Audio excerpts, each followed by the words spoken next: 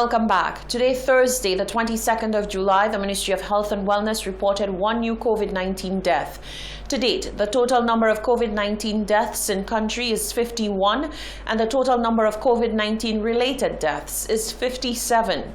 COVID-19 death number 51 is a 30-year-old female from Canries with pre-existing medical conditions.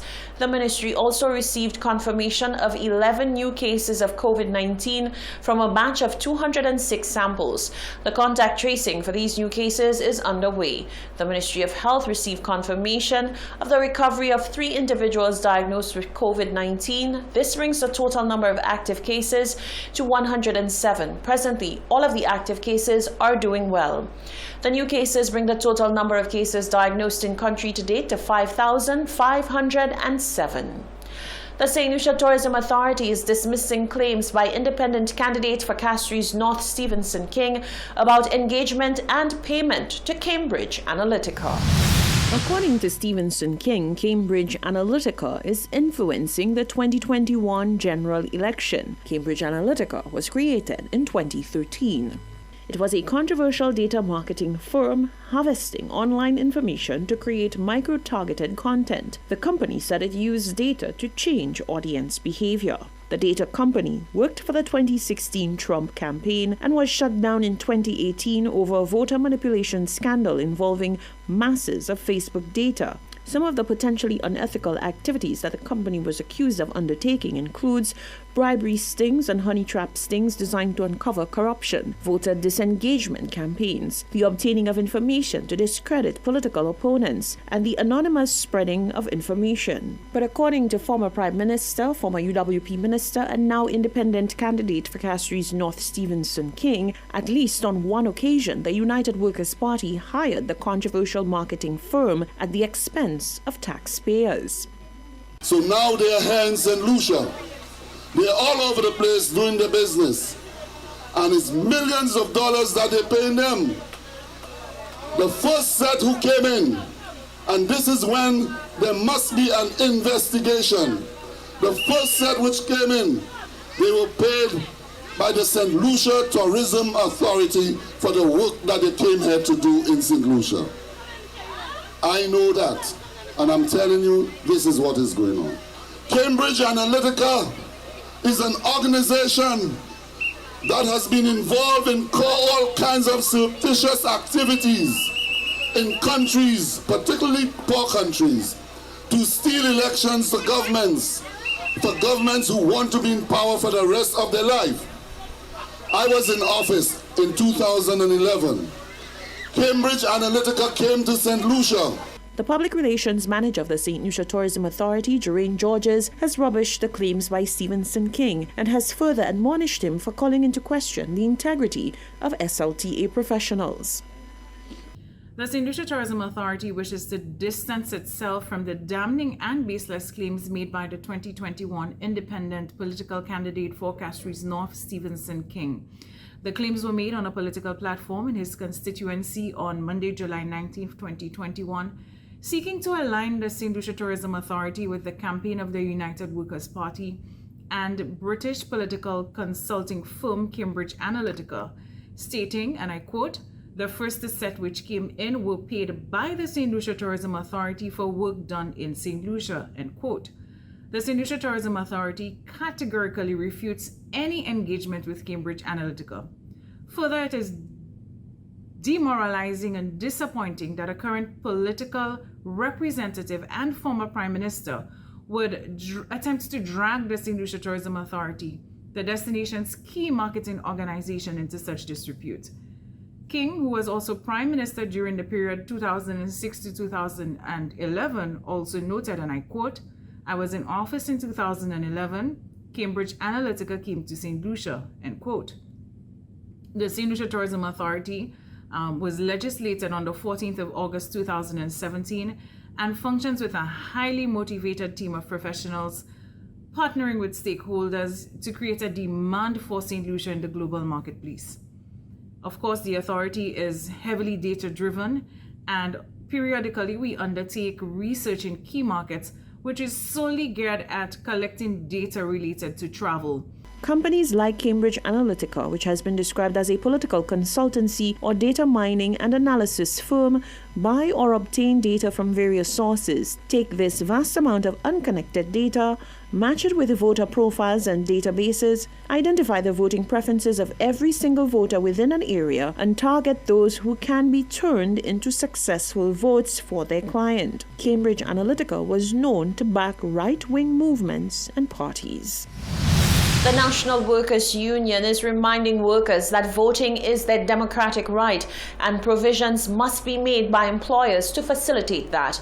The General Secretary of the National Workers' Union, NWU, Johan Haywood, says that the expectation is that workers will receive time off without any issue. General elections unanimously regarded as the country's most important day in terms of democracy. That important day for St. Lucia is slated for Monday, 26 July. For such an important day in a country's democracy, the workday does not cease. By law, employees are given the ability to request time off to exercise their democratic right, and that should be maintained.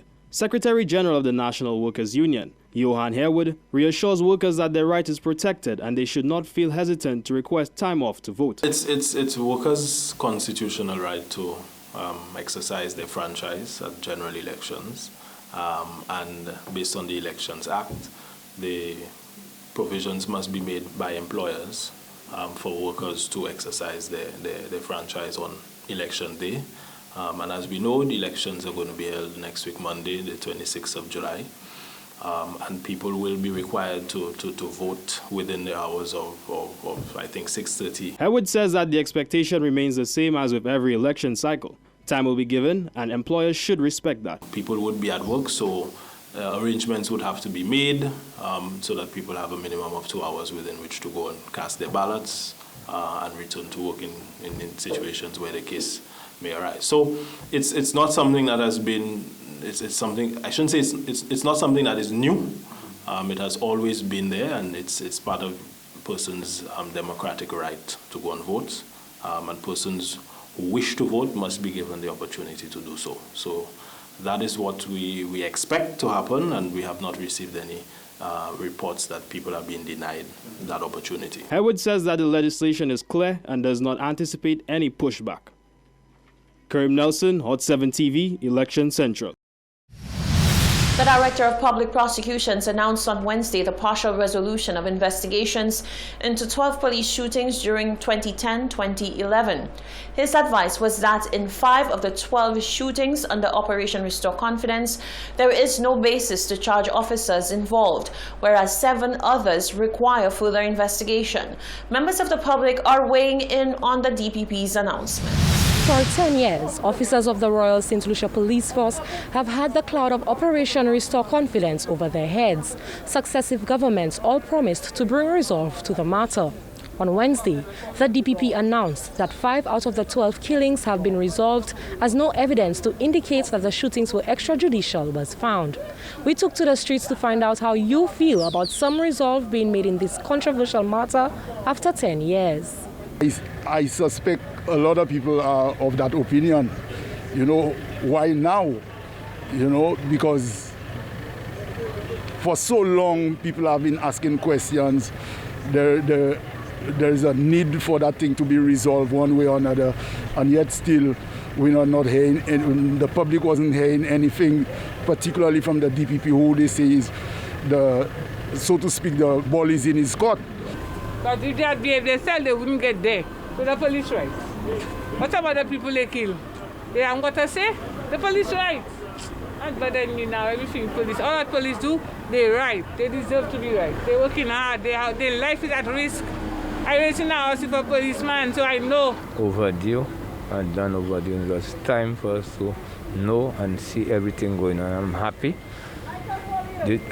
Justice have been served, or they find some of them guilty. If they have what they have to do, make sure they give the people what they deserve, and especially the people that lost their loved ones, make them feel a little better and happy, because it's too long. I'm satisfied that the matter has been partly resolved, because it's true, well, the people lost their relatives and whatever it is, but at the same time, the police had a duty to do, and look at what's happening. I'm not saying police have a right to go out and kill people because they kill, because that is not the prerogative. In fact, for a while we have abolished that hanging thing. But to me, I feel they should bring it back. If you kill, you should be hanged for killing. Concerning the impacts, I think we are going to allow the law to take its course, because if there's a set of policemen was placed before the court for some unlawful killing or what have you, I think we just have to wait and see. It's high time that we came to some level of agreement where that is concerned, because it's been so long now. I have been hearing about it, and I'm seeing where it leaves a strain on the police force here in St. Lucia. For example, the level of training was lacking in that department. Okay, I don't see the sense of that impact. It's almost 10 years now. They have that thing sticking up pipeline or whatever. All I gonna say, does dissolve that and send the police back to work. If that was send the police on retirement, send those that found anything on retirement.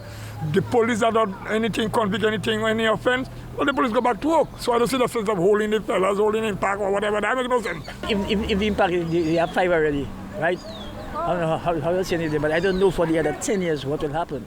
It could take another 20 years again. We don't know. So let me just see what's happening, okay? And those were your responses. Reporting for Hot 7 News, I am Genevieve Gonzague.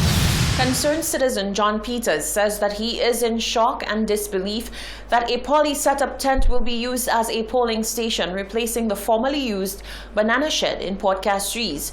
Peters says that the change is illegal since the setting is not conducive, and it therefore defies Section 46 of the Electoral Act, as it is not, quote, convenient access. More in this report.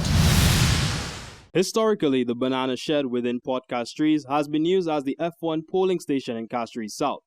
This election, an open tent, which is situated along Latok Road, Banan, will be used instead. This shift has caused some outrage from members of that area, saying that adequate consideration was not given. But resident of the area and political commentator John Peters is calling the move outright illegal. And it was only this week that I recognized that they have moved the F1 polling station to this location here, which to me is utter madness, is disrespectful. It is a total disregard for the elderly as well as those that are physically challenged. You have a drain that you have to cross over. It is impossible for anybody with a wheelchair to be traversing from the edge of the road to get into the various tents that are across here. The condition of the ground itself is not acceptable. And in my opinion, and my reading of the Act, Section 46 in particular, it speaks to a convenient access. It speaks to certain conveniences that are associated with a polling station. And I think that it is wrong on the part of the Electoral Department to have chosen this area. Peters is refuting the claim made by the Electoral Department that the shift was to allow a more spacious environment and to maintain adherence to COVID-19 protocols. He says that if that is the case, then the banana shed should remain as the F1 polling station. And if you look inside of there, you have 128 square feet of space. On average, you're talking about probably 7 or 8 people that will be inside of there at any one point in time. Even if you do your maths, theoretically, your COVID protocols cannot be created within that space.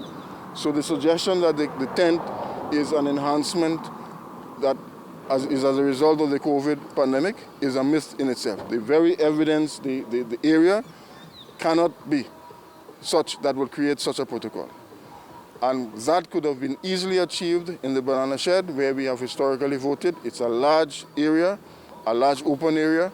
It is the most suitable area to be functioning as a polling station in this particular time. The Electoral Department's Olympia Lanel had this to say on the matter. The locations that has been changed, we have a few locations that has been changed, especially as it relates to space and as it relates to COVID and the 3 feet distancing. Peters is urging the Electoral Department to reconsider their decision. He is also making himself available for free to assist with preparing the banana shed as a polling station. Peters says that this is ridiculous and insulting to the people.